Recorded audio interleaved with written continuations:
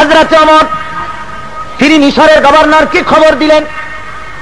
মিশরের গভর্নর এলো, হযরত ওমর বললেন, ও মিশরের গভর্নর, বসো, তোমার সঙ্গে কথা আছে। ছেলেকে ডেকে বললেন, আব্দুল্লাহ তাড়াতাড়ি ঘরের মধ্য থেকে কিছু খাবার নিয়ে আসো। হযরত আব্দুল্লাহ শুকনা রুটি আর জাইতুনের তেল আনলেন। হযরত ওমর বিসমিল্লাহ বলে খাওয়া শুরু করে দিলেন। তেলে ভিজায়া শুকনা রুটি খাচ্ছেন আর জিজ্ঞেস করছেন, গভর্নর তোমার মিশরের গোশতের দাম কত, আটার দাম কত, রুটির দাম কত, জিজ্ঞেস করতেছেন। বেশ আধা ঘন্টা মতো চলে গেছে। মিশরের গভর্নর বলছেন, আমিরুল মুমিনিন, আপনি কিন্তু অর্ধেক খাওয়া শেষ করছেন, আমি এখনো বিসমিল্লাহ বলিনি। কেন? কই যে শুধুই আচারের তেল আসছে, কোনো গোশত নাই, খাবার নাই, কি দিয়ে খাবো? হযরত ওমর বলেন, তোমার মুখ থেকে এই কথাটা বের করার জন্য এই অসময় আমি এই রুটিটা খাইছি। আমি শুনতে পেরেছি, রিলায়েবল সোর্সে জানতে পেরেছি, তুমি নাকি প্রতিদিন গোশত দিয়ে ভালো করে পেট পুরে আহার করো রুটি। কয় যে হ্যাঁ হুজুর, আমি 3 বেলা গোশত রুটি খাই। হযরত ওমর বলছেন, তোমার মিশরের সমস্ত জনগণ এরকম খেতে পারে? কয় না, তা তো পারে না। হযরত ওমর বলেন, মিশরের গভর্নর, তোমার জনগণ সবাই যখন খেতে পারে না, একা মজা লুটতেছো, কিয়ামতের দিন তোমার এই জিহ্বা জাহান্নামের কেচি দিয়ে কাটা হবে। ও গভর্নর শোনো, আমার মদিনায় দুর্ভিক্ষ দেখা দিয়েছে, আমার জনগণ সবাই খেতে পারে না গোশত রুটি, কেউ পারে কেউ পারে না। সেই জন্য আমি এই জৈতুনের তেল দিয়া আচার দিয়ে আমি রুটি খাই। আমি শপথ করেছি, যেদিন আমার মদিনার সবাই গোশত রুটি খাইতে পারবে সেদিনও আমি গোশত খাবো। সুবহানাল্লাহ।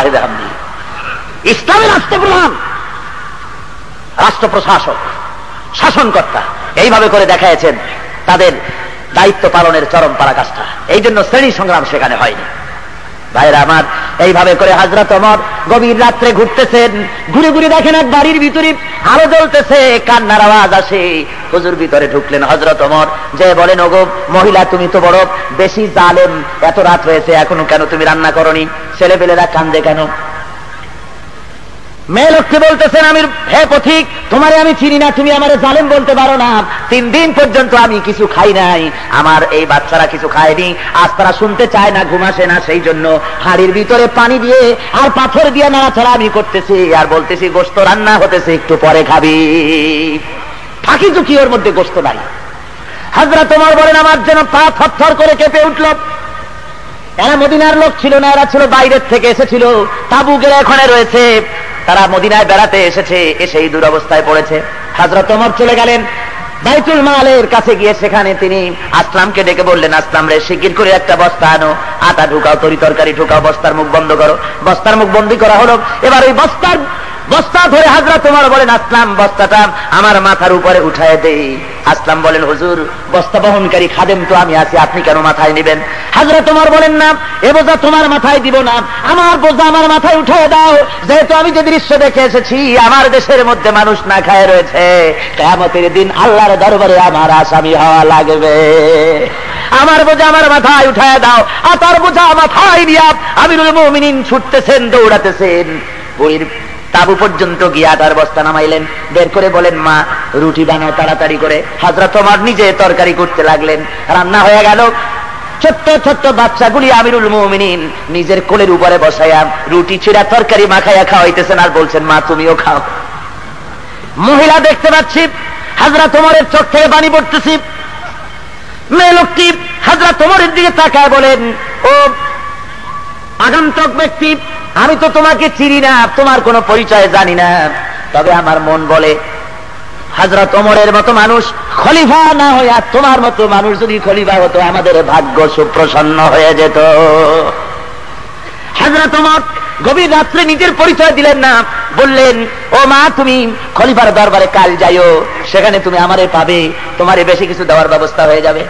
মহিলাটি পরের দিন চলে গেল, যায় দেখেন খলিফার দরবারে, যায় দেখেন যিনি বসে আছেন তিনি তো হযরত ওমর, রাত্রিবেলায় উনি তো গিয়েছিলেন। বুড়ি এসে বলেন, আমিরুল মুমিনিন, আমি আর বুঝিনি, আপনার পরিচয় পাই নাই, রাতের বেলায় বস্তা মাথায় নিয়ে তরকারি কুটি যে কষ্ট আপনি করেছেন, আমারে আল্লাহর রাস্তে মাফ করে দেন। হযরত ওমর বিনীত ভাবে বলে, ওগো মা, তুমি আমার কাছে উল্টা মাফ চাইও না, আমি খাত্তাবের পুত্র ওমর তোমার কাছে মাফ চাই, আল্লাহর রাস্তে আমারে মাফ করে দিও। বিগত 3 দিন তোমার তাবুতে গিয়া খোঁজ দিয়ে তোমার খানা যে আমি দিয়ে আসতে পারি নাই, এই জন্য তুমি কিয়ামতের দিন আল্লাহর দরবারে আমারে আসামি বানাইও না। ও যুবক, লেখক মুসলমান, কোন ক্যালমাস, কোন লেনিন সারাতে জীবনে এমন একটা আদর্শ সেট করতে পেরেছে? তোমার শরীরের মাথা থেকে পা পর্যন্ত কি মুসলমানের রক্ত না? তুমি তো মুসলিম সন্তান। কিসের ক্যালমাস, কিসের লেনিন? ওদের বুকে লাথি মেরে ফিরে আয় মুসলমান মদিনায়, আল্লাহ রাসূলের কাছে ফিরে আয়।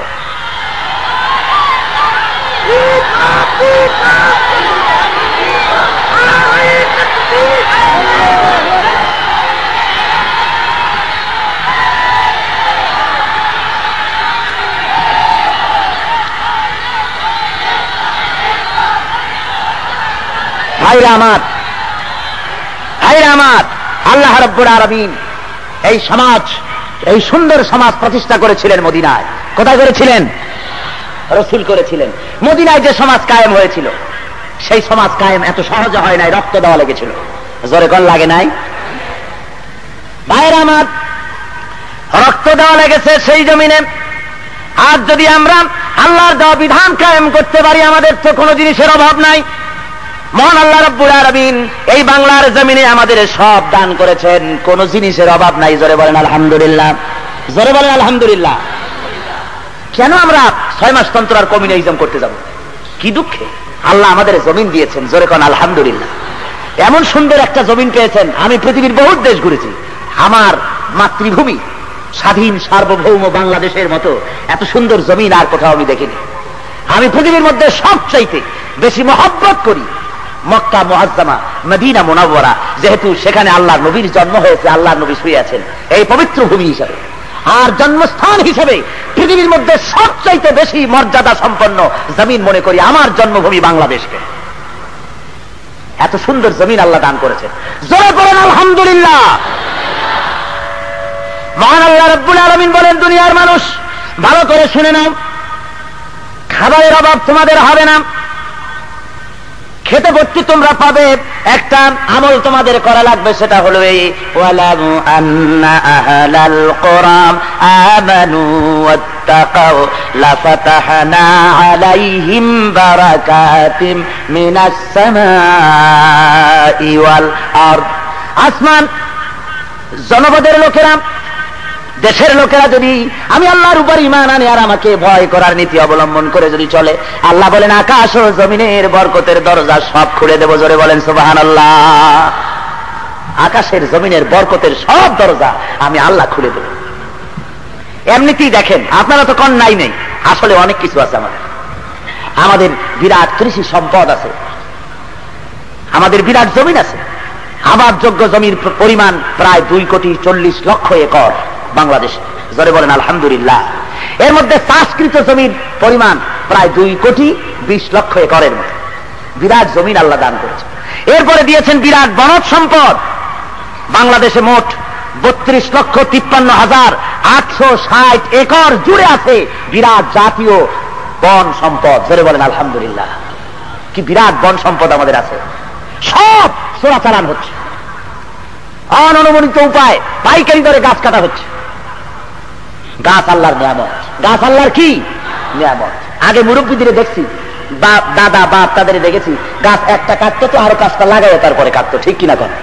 আর এখন অভ্যাসই হয়ে গেছে, উলট পালট করে দেবা, লুটে পুজো খাই, জনমের মতো গাছ কাটিয়ে শেষ করে ফেলাইছে। গাছ লাগানো ইবাদত, সওয়াব। জোরে বলেন আলহামদুলিল্লাহ। একটা কাটবেন তো 6টা লাগান। এই গাছগুলি আল্লাহ তৈরি করেছেন, বাগান বানিয়েছেন, নিয়ামত দিয়েছেন। গভর্নমেন্ট পাহারা দেওয়ার জন্য সেখানে গার্ড রেখেছে, কিন্তু গাছরা খেতে নিজেই এখন খাওয়া আরম্ভ করছে। বেগুন ক্ষেত হেফাজতের জন্য বেড়া দেওয়া হয়েছে, এখন বেড়ায় নিজেই বেগুন খায়। যেসব গাছ রাখা হয়েছে পাইকারি দরে ঘুষ খাইতেছে, বলেন ঠিক কিনা? জনমের মতো ঘুষ খায়। বাংলাদেশে ঘুষ আছে নাকি? যখন আছে, না না ঘুষ নাই, সব বকশিস হয়ে গেছে। বকশিস। মুসলমান ওই বাগানগুলি আল্লাহ রাব্বুল আলামিন নিজেও গার্ডের ব্যবস্থা করেছেন। আল্লাহ যদি গার্ডের ব্যবস্থা না করতেন তাহলে সমস্ত বাগান উজাড় হয়ে যাইতো। আল্লাহ গার্ড দিয়েছেন। আল্লাহর গার্ড আছে না? আছে কিনা? কি গার্ড? Royal Bengal tiger. দেখছেন আল্লাহর অফিসার, আল্লাহর forest officer, royal Bengal tiger. ঘুষ খায় নাকি? জঙ্গলের অবৈধভাবে কাঠ কাটতে গেছেন, হরিণ শিকার করতে গেছেন, পড়ে গেছেন রয়্যাল বেঙ্গলের সামনে।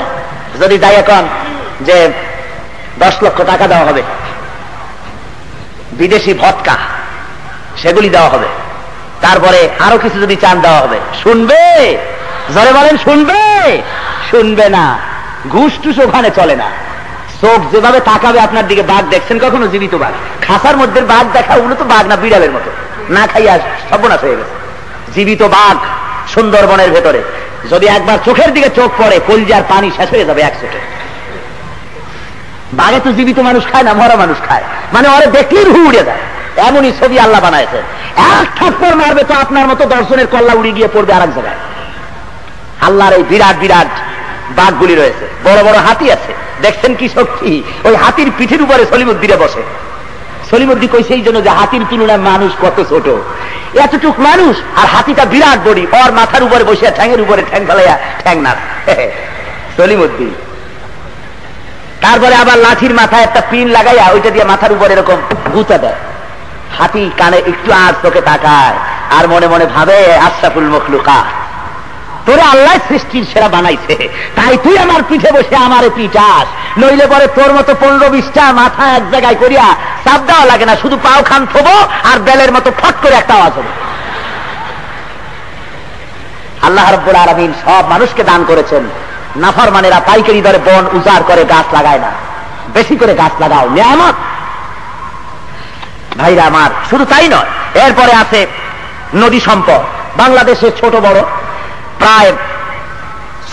প্রায় 250টি নদী আছে, যার দৈর্ঘ্য 3200 বর্গ মাইল।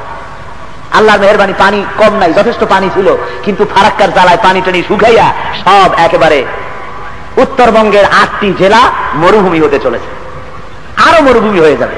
তোমরা তো মুনাফিক, আল্লাহ পানি দিবেন কেন? পানি দিছিলেন মুনাফিকির কারণে, রক্ষা করতে পারোনি। ভারতের কি ক্ষমতা তোমার দিকে চোখ রাঙিয়ে তাকায়? তুমি তো মুসলমান, ও তো সেই ভারত যেখানে আমার পূর্বপুরুষ সুলতান মাহমুদ 18 বার আক্রমণ করে ভারতকে কাঁপিয়ে দিয়েছে। সেই মুসলমান না তোমরা?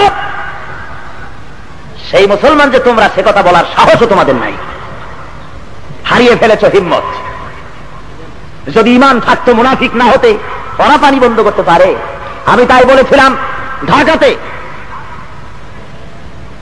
কারবালার ময়দানে ফোরাতের কূলে ইয়াজিদ বাহিনী ইমাম হোসাইনকে একা পেয়েছিল, তাই সম্ভব ছিল পানি বন্ধ করে দেওয়া।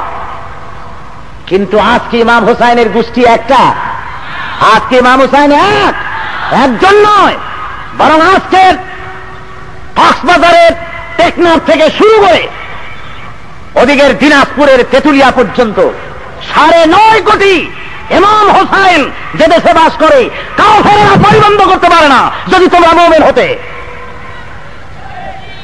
আজকে মুসলমানদের ঈমান বরবাদ হতে চলেছে, মুনাফিকি এসেছে, সেই জন্যই দুরবস্থা হয়েছে। আল্লাহ রাব্বুল আলামিন পানি দান করেছিলেন, বিরাট পানি সম্পদ আমাদের রয়েছে। এরপরে রয়েছে মৎস্য সম্পদ, লক্ষ লক্ষ টন মাছ আল্লাহ আমাদের দান করতেছে। তারপরে রয়েছে গ্যাস সম্পদ, যার মানব না, যারা বলেন মানা হবে, যে কোনো মূল্যে বাংলাদেশের জমিনের উপরে দিন আমরা প্রতিষ্ঠা করব। সরওয়ারে কায়নাত যা করেছেন আমাদের তা করতে হবে অবশ্যই। নারীদের উপরে যে বেইজ্জতি আজ হচ্ছে, এ বেইজ্জতি সম্পর্কে আল্লাহ রাব্বুল আলামিন বলেন, ইজ্জত তো আমি দিয়েছি। বন্ধুগণ, আপনাদের কষ্ট হচ্ছে নাকি? আমি খুব তাড়াতাড়ি শেষ করব। ভাইরা আমার, আল্লাহ রাব্বুল আলামিন কোরআন শরীফের মধ্যে বলতেছেন নারীদের ব্যাপারে, ওয়া মিন আয়াতিহি আন খালাকা লাকুম মিন আনফুসিকুম আজওয়াজান লিতাসকুনু ইলাইহা ওয়া জাআলা বাইনাকুম মাওয়াদ্দাতান ওয়া রাহমা। আল্লাহ রাব্বুল আলামিন বলেন, আমার নিদর্শনাবলীর ভিতরে এটাও একটি নিদর্শন যে আমি তোমাদেরকে স্বামী স্ত্রীর জোড়া জোড়া বানাইছি এবং একের প্রতি অপরের ভালোবাসা সৃষ্টি করেছি, মহব্বত দিয়ে দিয়েছি। নারীর প্রতি সদ্ব্যবহার করার জন্য কোরআন শরীফ বলেছে, নারীর উপরে অত্যাচার করতে পারবে না, ভালো ব্যবহার করবে। আল্লাহ বলেন, ওয়ালাহুন্না মিসলুল্লাযী আলাইহিন্না বিল মারুফ। সদ্ব্যবহার পাওয়ার ওই পরিমাণ অধিকার নারীদেরও আছে যতটুকুন সদ্ব্যবহার তুমি তোমার স্ত্রীর কাছে পাইতে আশা করো, সে তোমার সমান অধিকার। তার সাথে তুমি স্বামী হয়ে গেছে বলে লাট সাহেব হয়ে যাও না, তার সঙ্গে মহাব্বত, ভালোবাসা এবং তার সমান অধিকার তোমাকে আদায় করতে হবে। স্ত্রীদের সঙ্গে সদ্ব্যবহারের জন্য আল্লাহ রাব্বুল আলামিন কোরআন শরীফে বলেন, হুন্না লিবাসুন লাকুম ওয়া আনতুম লিবাসুন লাহুন্না। মহান আল্লাহ রাব্বুল আলামিন বলেন, তোমাদের জন্য তোমাদের স্ত্রীরা তোমাদের পোশাক স্বরূপ, তোমরা পরস্পরের পরিচ্ছদ স্বরূপ। স্ত্রী মানে কাপড়ের বস্ত্রের সঙ্গে পোশাকের সঙ্গে শরীরের যে সম্পর্ক, অঙ্গাঙ্গি ভাবে একের সাথে অপর, অমনি ভাবে নারী এবং পুরুষ একের সাথে অপরের স্বামী স্ত্রীর মিল মহব্বত থাকবে। ভাইরা আমার, আল্লাহ রাব্বুল আলামিন আরো বলেন, ওয়া আশিরুহুন্না বিল মারুফ। স্ত্রীদের সাথে সদ্ব্যবহার করো। তালাকের ব্যাপারে যদি বনিবনা না হয়, ইসলাম তালাকের একটা সিস্টেম রেখেছে। এটা ইসলামের একটি নিয়ামত। জোরে বলেন আলহামদুলিল্লাহ। এটা নিয়ামত। অনেকে বলে, যারা বোঝে না তারা বলে যে এটা একটা নারীর উপরে জুলুম। না, জুলুম না। স্বামী যদি নপুংসক হয়, স্বামী যদি অকর্মণ্য হয়, দাজ্জাল মার্কা হয়, জালিম হয়, তাহলে চিরকাল এই নারী তার স্বামীর অধীনে থাকবে। ইসলামের ব্যবস্থা করেনি। ইসলাম বলেছে কোর্টের মাধ্যমে নিকাহ ফাস্ক করিয়ে তুমি আলাদা স্বামী গ্রহণ করতে পারো, নারীর অধিকার আছে। যারা বলেন সুবহানাল্লাহ। আর স্ত্রী যদি জালিমা হয়, অত্যাচারিণী, দ্বিচারিণী, স্বামীর কথা শোনে না, অন্যায় অবৈধভাবে চলে, এ ধরনের যদি হয়, তাহলে স্বামী তার চিরদিন নিয়ে মরবে। আল্লাহ কয় যে না। এমন অবস্থা যদি হয়, فَأَمْسَكُوهُنَّ بِمَعْرُوفٍ أَوْ فَارِقُوهُنَّ। আল্লাহ রাব্বুল আলামিন বলেন, হয় উত্তম ভাবে নিজেদের কাছে রাখো, অথবা ন্যায় নীতির সাথে পৃথক করে দাও। হয় ভালোভাবে রাখো, না হয় ন্যায় নীতির সাথে বিদায় করে দাও। পাইকারি দরে মানে বাপের বাড়ি ফালায় ফিরে যে ঝুলাই রাখবা, এইটা পারবা না। সুবহানাল্লাহ। আর তালাকের ব্যাপারে তালাক দিতে হবে যদি তালাক দেওয়ার প্রয়োজন হয়, তাও শরীয়ত সম্মত ভাবে। নারীরা এই সমস্ত জানে না, সেই জন্য নারীরা তারা বুঝতে পারে না। প্রগতিবাদী এক শ্রেণীর কমিউনিস্টরা নারীদেরকে ব্যবহার করতেছে যে ইসলাম তোমাদেরকে পর্দা নামক অবরোধের মধ্যে ঢুকা। পর্দা কোনো অবরোধের নাম নয়। নারীকে 3 তালাক যে ব্যবস্থা করা হয়েছে, 3 তালাক একসাথে দেওয়া বিদআত। নারীকে এটা জানতে হবে মসলা। তালাক হবে 3 মাসে, 3 তহুরে এক তালাক হবে। যদি তাকে কন্ট্রোল করার জন্য প্রথমে অবাধ্য স্ত্রী 1 তালাক দাও, বিছানা আলাদা করে দাও। তারপরে দেখো 1 মাসের মধ্যে যদি ফিরে আসে, তাহলে তাকে রুজু করে দাও। যদি 1 মাসে না হলে 2য় তালাক দাও। 2 মাস বসে যদি তার মন মগজ ভালো হয়, যদি ফিরে আসে ভালো কথা। এরপরেও যদি ফিরে এলো না, 3 মাসে তারপরে 3 তালাক করে দাও। কি সুন্দর বিধান। জোরে বলেন সুবহানাল্লাহ। একসঙ্গে 3 তালাক দেওয়া ঠিক নয়, বিধান। আর লোকেরা 3 তালাক একসাথে দেওয়ার দূরের কথা। কিছু গোয়ার গোবিন্দ স্বামী আছে, তালাক দিতে যায় কয় যে তোরে দিলাম, তোর মায়েরে দিলাম, 1 তালাক, 2 তালাক, 3 তালাক, একেবারে চট্টগ্রাম থেকে মক্কা শরীফ পর্যন্ত তালাক দিলাম। জোরে কর নাউজুবিল্লাহ, জোরে কর নাউজুবিল্লাহ। হারাম। শরীয়তের কোন বিধান নিয়ে ভাবে তামাশা করা। আমি 22 তারিখের ইত্তেফাক পত্রিকায় দেখলাম, সেখানে নতুন খোরপোশের আইন তৈরি হতেছে বলে একটা খবর এসেছে। সে খবরটি, পত্রিকার কাটিংটি আমার হাতে আছে। ইত্তেফাক 22 তারিখ, প্রথম পৃষ্ঠা। ওখানে লেখা হয়েছে, তালাক প্রাপ্তা মেয়েদের পুনরায় বিবাহ না হওয়া পর্যন্ত সাবেক স্বামী খোরপোশ দিতে বাধ্য থাকিবে। এই মর্মে সরকারের আইন প্রণয়নের উদ্যোগকে মহিলা পরিষদ স্বাগত জানিয়েছে। মহিলা বিষয়ক মন্ত্রণালয় এই আইনের প্রস্তাবমূলক সুপারিশে আইন মন্ত্রণালয় পাঠাইছে। এই পত্রিকার এই খবরের শেষ অংশে, শেষ পৃষ্ঠায় কয়েকজন কমিউনিস্টের নাম আছে। তারা মেয়েদেরকে এভাবে উদ্বুদ্ধ করেছে এই আইনকে পাস করাবার জন্য। আমরা গভর্নমেন্টকে জানাই দিতে চাই, কোরআন শরীফ খেল তামাশার বিষয় নয়। গভর্নমেন্ট পারিবারিক আইন নিজে পরিবর্তন সংযোজন করার কোন অধিকার নাই। পারিবারিক আইন আল্লাহ নিজে করে দিয়েছেন। স্বামী যদি স্ত্রীকে তালাকি দিল, স্বামীর সাথে স্ত্রীর সঙ্গে স্বামী স্ত্রী আর সম্পর্কই রইল না। 3 তহুরের অর্থাৎ 3 মাস 10 দিনের খোরপোশ পাবে স্ত্রী। অথবা গর্ভবতী যদি হয়, তাহলে প্রসব না হওয়া পর্যন্ত স্বামীর কাছ থেকে, প্রাক্তন স্বামীর কাছ থেকে সে খোরপোশ পাবে। এর চাইতে এক দানা, একটা সুতা সে পেতে পারে না। জেনারেল সাহেব, মেহেরবানি করে ইসলামের পারিবারিক আইনের উপরে হস্তক্ষেপ করবেন না। এটাকে বন্ধ করে দিন। আইয়ুব খানের মতো লৌহ মানব টিকতে পারে নাই পারিবারিক আইনের উপরে হস্তক্ষেপ করার ফলে। আল্লাহ রাব্বুল আলামিন গজব দিয়ে বিদায় করে দিয়েছেন। সুতরাং ইসলামী আইনের ব্যাপারে কোন কমিউনিস্টের প্রস্তাব মুসলমান মানতে পারে না। জোরে বলেন পারেন? আমি মা বোনদের বলবো, ইসলাম আপনাকে সবচেয়ে বড় অধিকার দিয়েছে। স্বামীকে আপনি তালাকও দিতে পারেন যদি প্রয়োজন হয়। অকর্মণ্য, নপুংসক, অত্যাচারী স্বামী যদি হয়, প্রয়োজন বোধে কোর্টের মাধ্যমে তালাক দেওয়ার অধিকার আপনাকে দেওয়া হয়েছে। নারীকে পড়াশোনার ব্যবস্থা করা হয়েছে, মহারানা দেওয়ার ব্যবস্থা করা হয়েছে।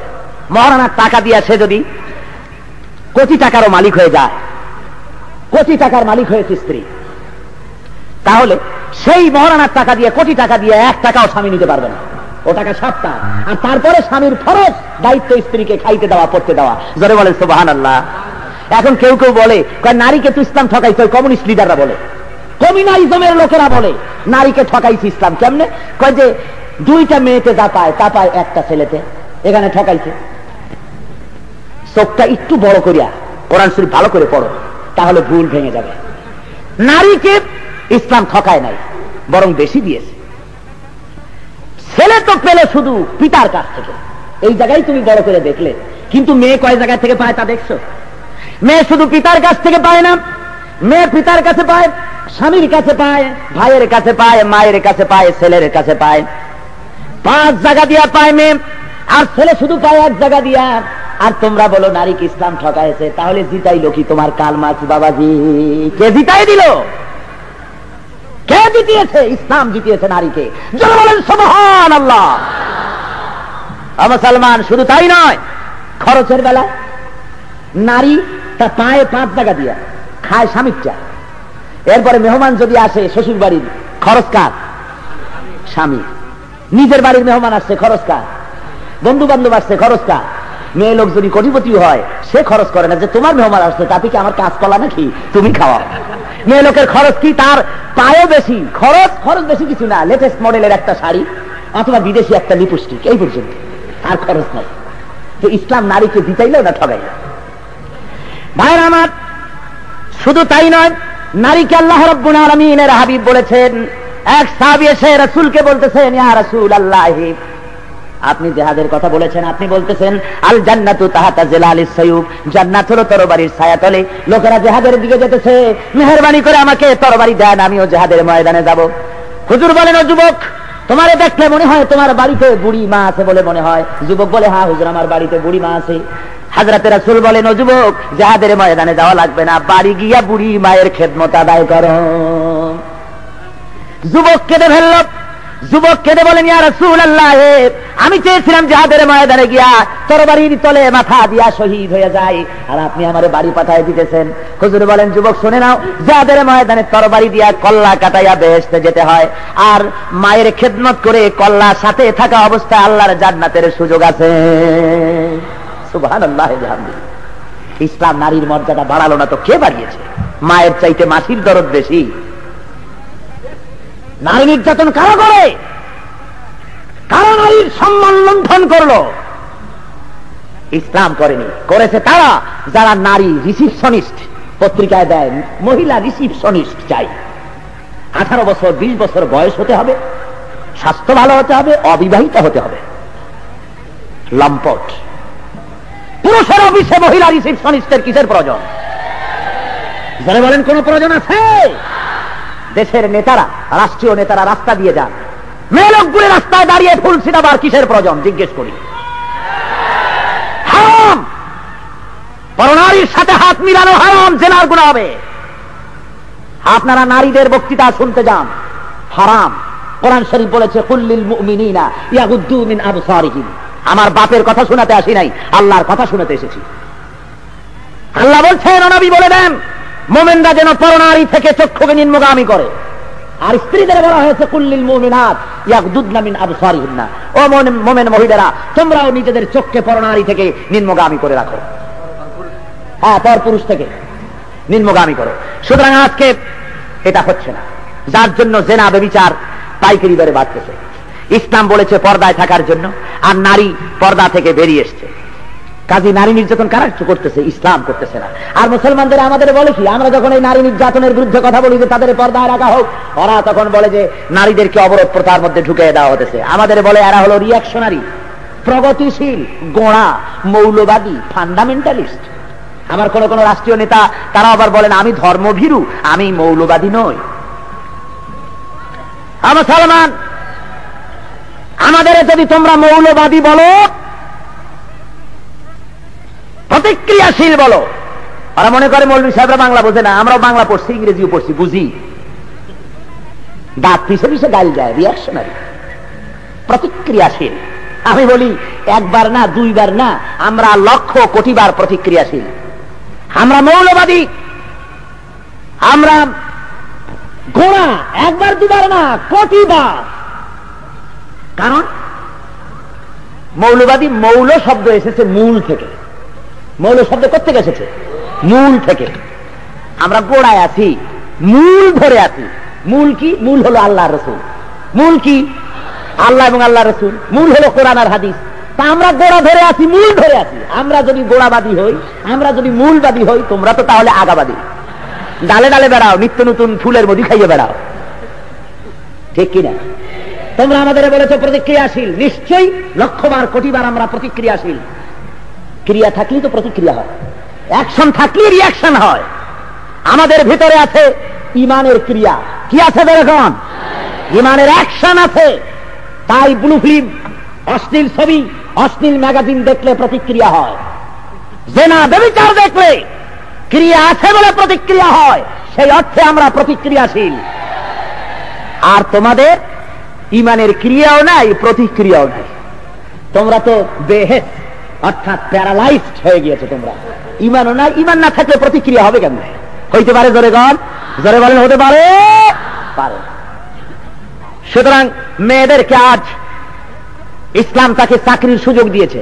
মেয়েরা চাকরি করতে পারবে, মেয়েরা নামাজ পড়তে পারবে, জামাতে নামাজ পড়তে পারবে, ঈদের নামাজ পড়তে পারবে, জুমায় মসজিদে যেতে পারবে। ইসলাম অধিকার দিয়েছে। জোরে বলেন সুবহানাল্লাহ।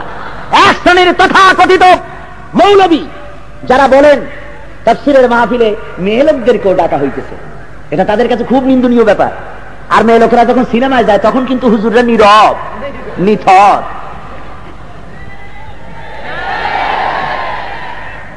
মুসলমান, ইসলাম যা বলেছে তার চাইতে বাড়াইও না। আল্লাহর নবীর মসজিদ, মসজিদে নববী, যেখানে এক রাকাত নামাজ পড়লে 50,000 রাকাতের নামাজের সওয়াব হয়, সেই মসজিদে আল্লাহর নবী নিজে মেয়ে লোকদের জায়গা সংরক্ষণ করেছেন, সংরক্ষিত করেছেন। একটা দরজা রেখেছেন আল্লাহর নবী নিজে, যে দরজার নাম বাবুন নিসা, মহিলাদের দরজা। সুবহানাল্লাহ। ইসলাম অধিকার দেয়নি তো কে দিয়েছে? নারীদের জন্য মসজিদে নববীতে আলাদা জায়গা সংরক্ষিত, একটা অন্থার জায়গা মেয়ে লোকদের জন্য। যেরকম সুবহানাল্লাহ।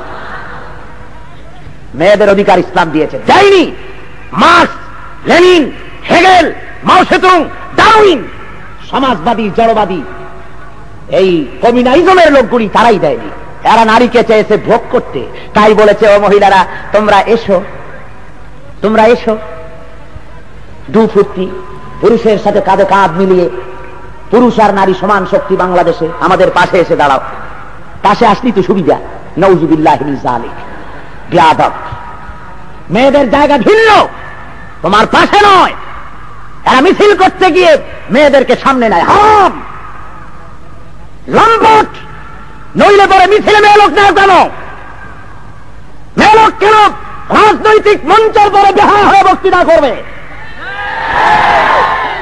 বুখারী শরীফের হাদিস, বুখারী শরীফের হাদিস, আল্লাহর নবী বলেন, লা ইউফলিহা কওমুন ওয়াল্লাহু আমারাহুম ইমরা।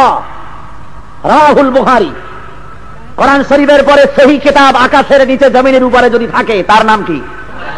বুখারী শরীফ। আল্লাহর নবী বলছেন, যদি কোন দেশের লোকেরা তাদের জাতীয় সমস্যা সমাধান কোন নারীর হাতে ছেড়ে দেয়, সে জাতির কল্যাণ কোনদিন হবে না। সুতরাং ওরা বলে নারীদের দাও, ময়দানে আসুক 50-50। 50-50 করতে গিয়া রাস্তায় নামাই দিয়েছে পাথর ভাঙ্গার জন্য। আমি ওই যখন মেয়ে লোকদের দেখি রাস্তায় পাথর ভাঙ্গে, তখন আমি বলি যে ঠিক আছে ভাঙ্গো। সমান অধিকার যখন চাইছো, ইসলাম যা দিয়েছে তার চাইতে বেশি, এরপর রিক্সা চালাবা, সমান অধিকার। সাম্পানে উঠবা, সাম্পান চালাইবা, সুবেরি গাছে উঠে সুবেরি পারবা। কিন্তু তুমি মায়ের জাত, তোমাকে আল্লাহ এভাবে ইজ্জত নষ্ট করতে চাইনি। তুমি মায়ের জাত, তুমি শ্রদ্ধার পাত্র। জোরে বলেন সুবহানাল্লাহ।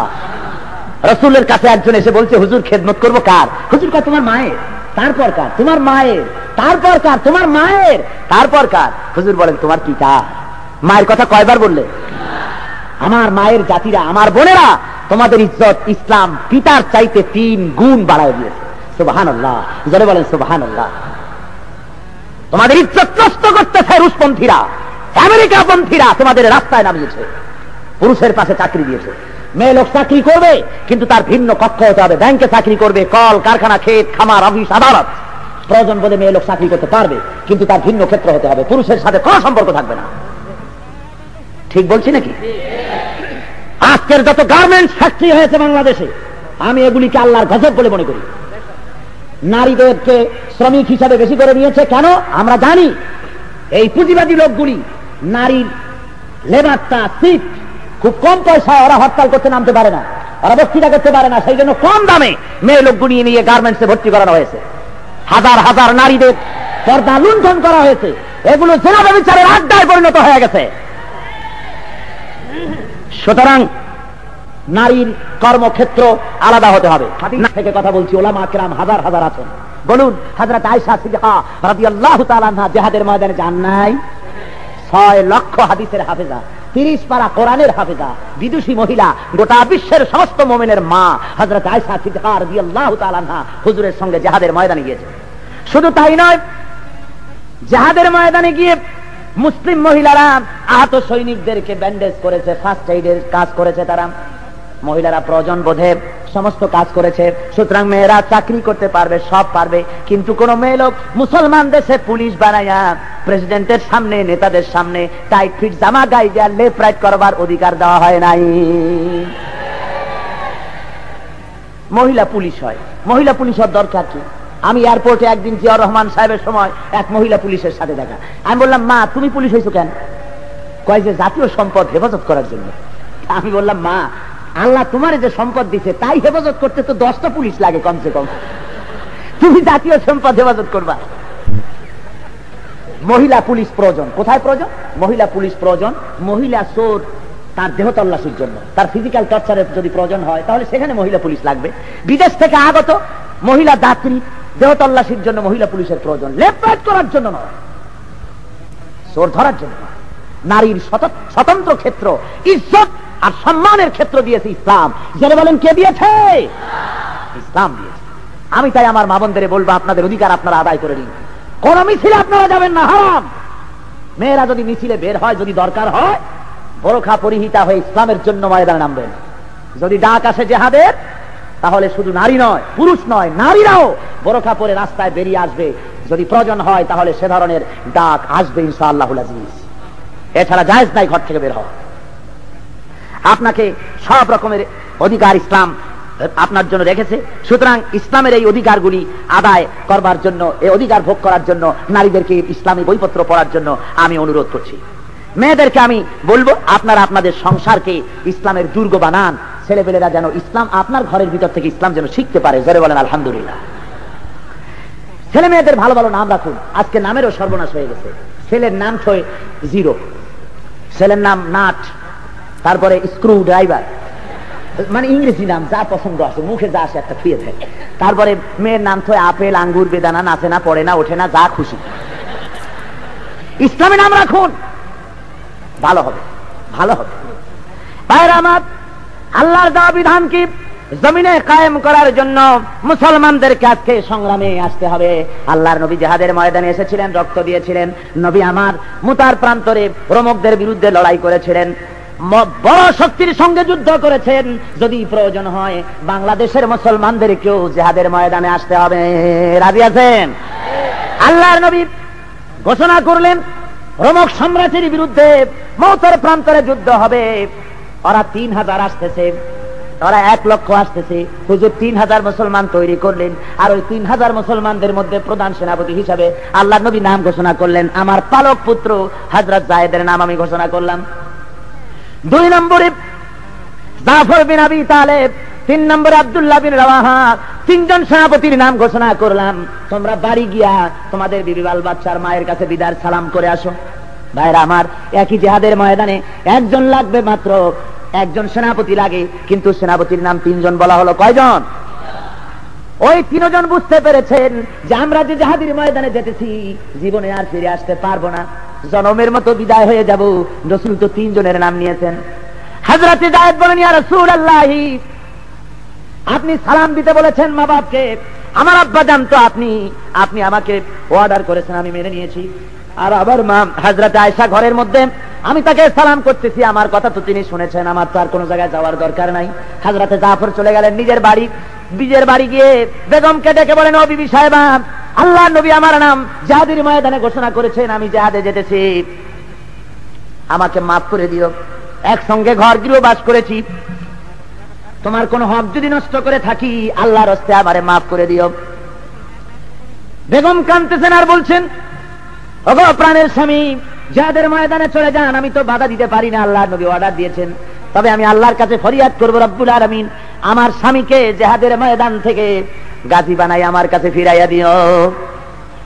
হযরত জাফর রাদিয়াল্লাহু তাআলা আনহু তিনি তরবারি বের করে স্ত্রীর পিঠের উপরে মৃদু আঘাত করলেন, বললেন, বেগম উল্টা দোয়া করো না, তোমার এই দোয়া আল্লাহর দরবারে কবুল হবে না। যেহেতু আল্লাহর নবী আমার নাম 2 নম্বরে ঘোষণা করেছেন, নিঃসন্দেহে আমি শাহাদাত বরণ করব, কোনো সন্দেহ নাই বিবি, তোমার সঙ্গে জনমের মতো দেখা হয়ে গেল, আর দেখা হবে না। বেগম কান্দি, কচি কচি মাসুম বেগুনা বাচ্চারা আব্বা আব্বা বলে চিল্লাচ্ছেন, কাঁদতেছে। হযরতে জাফর পিছনের দিকে ফিরে তাকালেন না, বিবিকে সালাম দিয়ে মদিনার দিকে হুজুরের দিকে রওনা করেছেন। ওদিকে আব্দুল্লাহ বিন রাওয়াহা নিজের স্ত্রীর কাছে বিদায় দিতে যাচ্ছেন। এইটা ছিল তার বাসর সজ্জার রাত, ফুল সজ্জার রাত। স্ত্রীর কাছে চলে গেছেন, রুমের মধ্যে স্ত্রী কোরআন শরীফ তেলাওয়াত করতেছিলেন। হযরত আব্দুল্লাহ বিন রাওয়াহা রুমের বাইরে থেকে ডেকে বলেন, বেগম সাহেবা, আমি তোমার স্বামী আব্দুল্লাহ বিন রাওয়াহা, আল্লাহর নবী আমাকে জিহাদের জন্য যেতে বলেছেন, আমি জিহাদের ময়দানে চললাম, আমি তোমার কাছে বিদায় সালাম দিতেছি, আমি তোমার কোনো হক আদায় করতে পারি নাই, আল্লাহর হস্তে তুমি আমারে মাফ করে দিও। বেগম ডাক দিয়া বলে, ওগো প্রাণীর স্বামী, প্রাণ ভরে একটা নজর আপনাকে দেখতে পারলাম না, আপনিও আমাকে একবারও দেখতে পারেন নাই, মেহেরবানি করে রুমের ভিতরে আসেন, জনমের মতো আপনার চেহারাটা একবার দেখে নেই। নবী আমার আপনার নাম জিহাদের ময়দানে ঘোষণা করেছেন, আমি তো ফিরায় রাখতে পারবো না। হযরতে জাফর বলেন, আল্লাহর নবী সালাম দিতে বলেছেন তাই আসলাম, নইলে আসতাম না, আমি রুমের ভিতরে ঢুকলে পরে তোমার প্রতি আমার মায়া মহব্বত বেড়ে যেতে পারে। বেগম বলেন, ওগো স্বামী, আল্লাহর কসম, রুমের মধ্যে আসলে পরে আমি প্রেম নিবেদন করব না, শুধু চেহারাটা একবার দেখে রাখতে চাই। যদি আপনার চেহারাটা একবার দেখে রাখতে পারি, কিয়ামতের ময়দানে এই উদ্দেশ্য দেখব, যাতে করে কিয়ামতের দিন হাসরের ময়দানে আল্লাহর দরবারে আপনাকে যেন আমি স্বামী হিসাবে চিনে নিতে পারি। হযরত আব্দুল্লাহ তিনি বলেন, ও বেগম, তার জন্য আমাকে দেখার দরকার নাই, তুমি যদি ধৈর্য ধারণ করো আর আমাকে যদি মাফ করে দাও, কিয়ামতের দিন যার জন্য জীবন দিতে গেলাম, ওই আল্লাহ রাব্বুল আলামিন হাসরের ময়দানে তোমাকে আমাকে স্বামী স্ত্রী হিসাবে আল্লাহ পরিচয় করাইয়া দিবেন। 3000 মুসলমান 1 লক্ষ কাফিরদের বিরুদ্ধে, রোমানদের বিরুদ্ধে মৌতের প্রান্তরে লড়াইতে লেগে গেলেন। হযরতে যায়েদ অনেকগুলি কাফের নিধন করে শাহাদাত বরণ করলেন। হযরতে জাফর এবার ইসলামের ঝান্ডা নিয়ে অগ্রসর হতেছেন। কাফির বেঈমানেরা ঘেরাও করে ফেলে দিয়েছে। হযরত জাফরের ডান হাতে কোপ দিয়েছে, হাতটা ঝুলে পড়েছে। এবার হযরতে জাফর বাম হাতে তরফ তুলে ধরেছেন ঝান্ডা, বাম হাতে কোপ পড়েছে। কর্তৃত ঝুলন্ত হাত দিয়ে ঝান্ডা বুকের সাথে জড়ায় ধরে হযরতে জাফর পাশের সাহাবীকে ডেকে বলে, ওগো আল্লাহর নবীর সাহাবী, নবীজিকে সালাম বলে দিও, আর বলে দিও জীবনের শেষ মুহূর্ত পর্যন্ত ইসলামের পতাকা কামড়ায় ধরে উঁচু করে রেখেছিলাম, আল্লাহ নবীকে জানায় দিও। আমার মনে হয়, ও নবীর সাহাবী শুনে নাও, আমার মনে হয় আমি শহীদ হয়ে যাব, যেহেতু আমি এখন আমার নাকির ভিতরে আল্লাহর জান্নাতের সুঘ্রাণ পেতেছি।